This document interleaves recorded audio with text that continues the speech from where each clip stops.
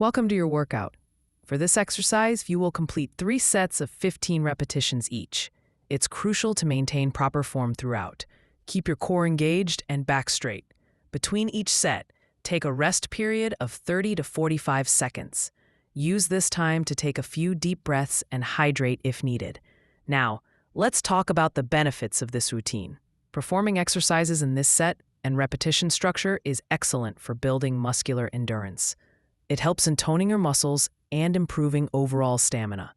Consistency with this exercise will also contribute to better joint health and increased metabolic rate, aiding in calorie burn even after your workout is over. Remember, quality of movement is more important than speed.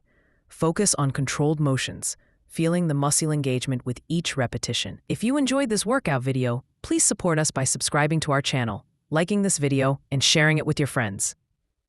You